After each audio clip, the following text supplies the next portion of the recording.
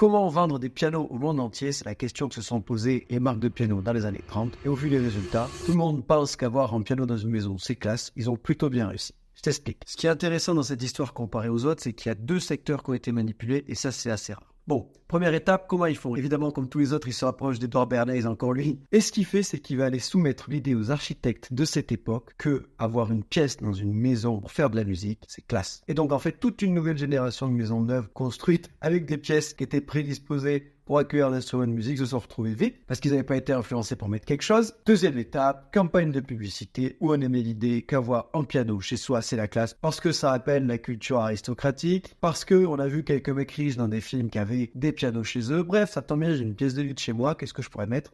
Un piano. Si tu pensais qu'avoir un piano chez toi, c'était quelque chose d'ancestral et que c'est pour ça que c'était la classe, pas du tout. Voilà, le but de cette page, c'est de t'expliquer toutes les influences que tu subis sans t'en rendre compte pour t'en libérer, parce que la seule manière de s'en libérer, c'est de les connaître. Donc si tu veux en apprendre plus sur les influences que tu subis pour pouvoir t'en libérer et faire des meilleurs choix dans la vie de tous les jours, abonne-toi.